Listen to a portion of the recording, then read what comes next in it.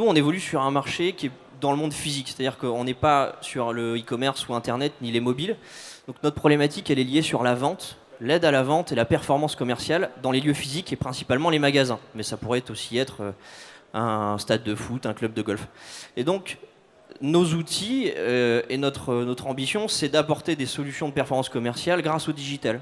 La contraction des mots physique et digital, c'est le Phygital. On fournit une solution globale qui regroupe à la fois du logiciel, le matériel et les services qui vont avec. Parce que quand on met du matériel en magasin, des solutions en magasin, il faut gérer aussi le matériel et gérer tout le service qui va autour. Nous, ce qu'on est arrivé à faire, c'est vraiment relier leur technologie avec de la RFID et des tuyaux, avec donc une vraie action interactive. Ce qui nous a plu donc chez Improvise, c'est qu'ils nous ont fourni quelque chose de complètement développé. Donc on s'est été vraiment un plug and play. L'écran existait, le format existait, le logiciel existait. On a juste dû envoyer notre flux. Donc aussi bien les flux du catalogue produit, les flux de la mise en stock, de la prise de commande, etc. Parce qu'on doit être capable d'envoyer une notion de prise de commande au stock runner.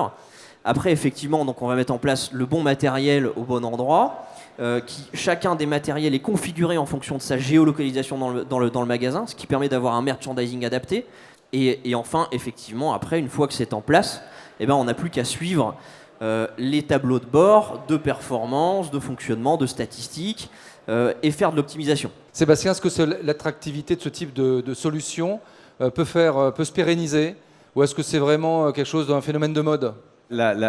Indies Machine, c'est une solution, mais ce que fait Improvise, c'est une solution d'écrans digitaux. Donc forcément, je veux dire, demain, des écrans digitaux, il y en aura partout.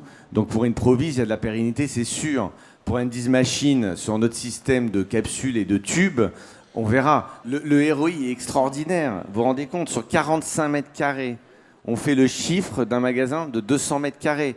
Et quand vous connaissez le coût des loyers, si vous voulez, il n'y a pas photo. En tout cas, nous, ce n'est pas une boîte de consulting qui a trouvé l'idée, mais par contre, c'est une boîte de conseil qui nous a permis de mettre en œuvre. Parce que une fois que l'idée était bien, mais je n'aurais jamais su la réaliser. Après, j'ai été entouré d'experts partout.